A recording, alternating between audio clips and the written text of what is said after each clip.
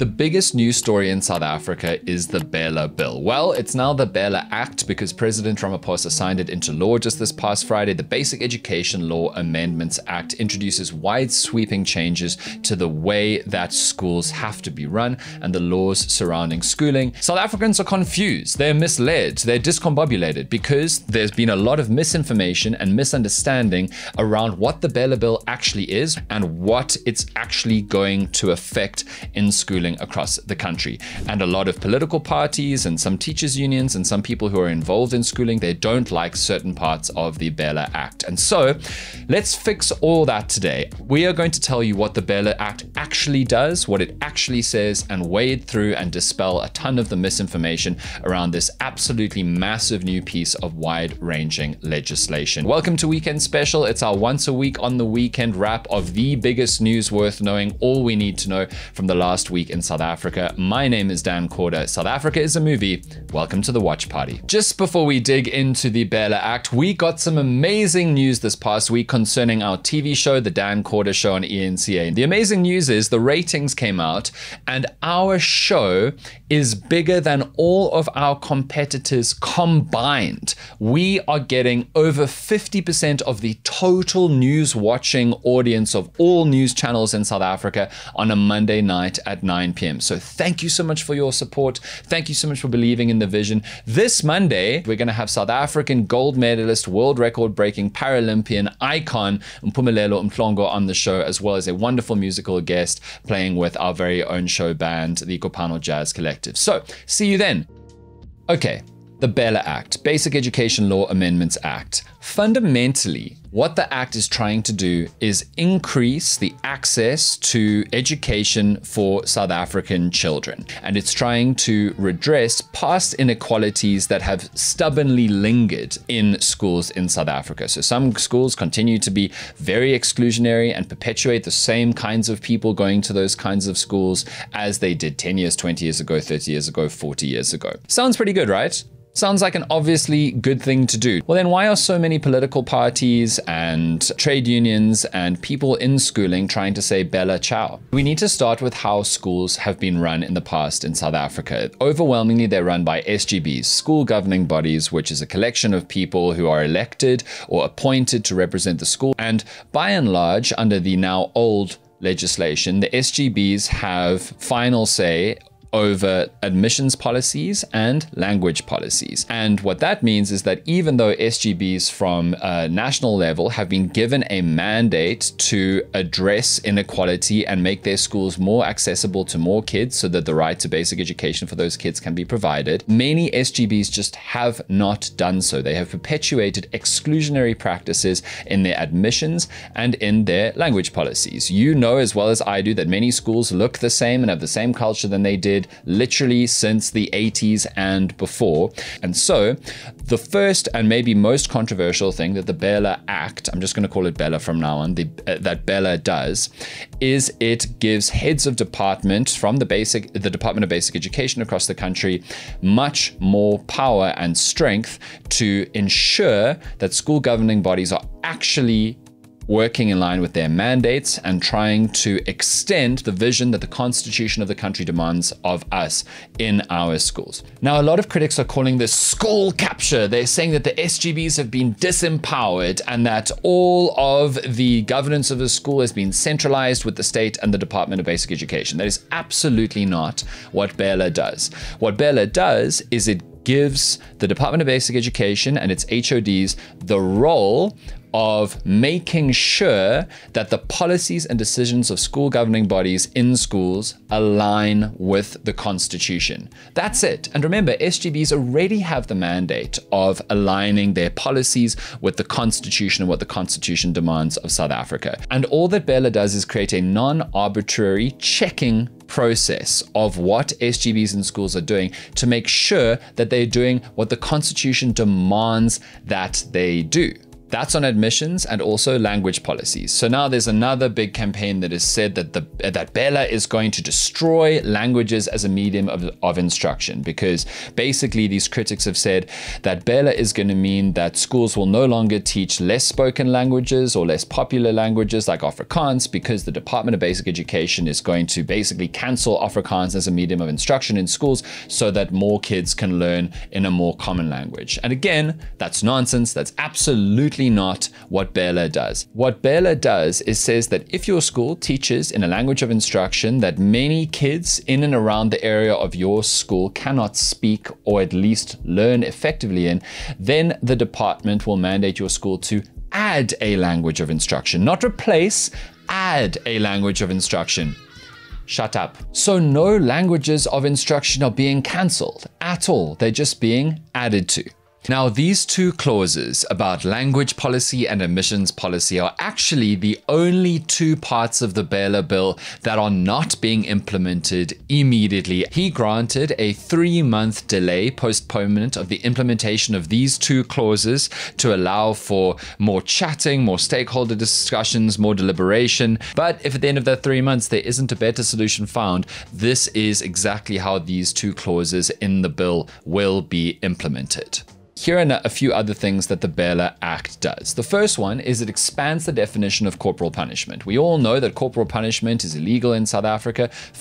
Committing physical violence on children is against the law. It harms them, it brutalizes them, it traumatizes them. It's not an acceptable way of disciplining kids.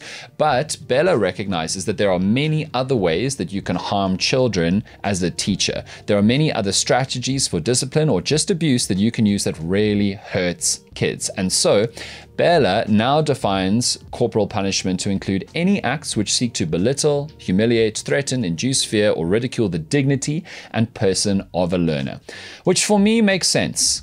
We just should not be harming kids. And now some critics are going to say, but kids are so evil and ungovernable, and what are you supposed to do as a teacher or a parent, which is what they're kind of subliminally saying about the way they discipline their own kids. What are you supposed to do to control them and correct them? And this is going to be a disaster for teachers. To which I have to say back, we should never justify harming children, no matter how misbehaved they are. It is our responsibility as adults to literally manage kids and not abuse them, manage them in better ways. And there are many other ways of stopping kids, or at least incentivizing them to not misbehave. Like, obviously, this doesn't feel controversial to me. Then BELA says that no kid, no learner can be denied access to education, their right to education, on the basis of not having the right documentation. And that could be a birth certificate, some kind of valid identification or citizenship document. It could be whether they or not they have a valid residence permit. And the argument there is just that this reflects the Constitution, because the Constitution is extremely, extremely clear about this, that all human beings in South Africa have the basic human right to get an education, irrespective of any qualifier, any nationality.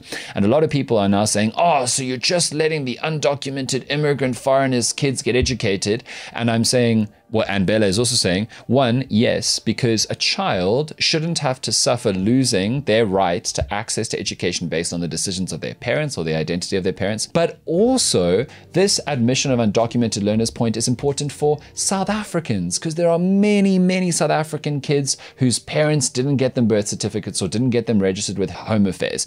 And those kids also deserve to be educated. So this is actually fighting for South African kids to get their education also. Then BELA changes compulsory schooling, because you know that already certain grades are compulsory to do unless you're being officially formally homeschooled in South Africa. And BELA has now extended that to include grade R, which I think is obviously very important, because kids need to get proper formal basic learning from a young age. And BELA also extends the right to basic education to include grade 12. And what that means is that BELA holds the government to account and makes sure that the government has to, by law, provide resources for kids to be schooled and educated all the way to matric. BELA also increases the penalties on parents if they don't get their kids into and through school. And this is a really controversial one that I'm frankly not sure about, because BELA actually threatens parents with jail time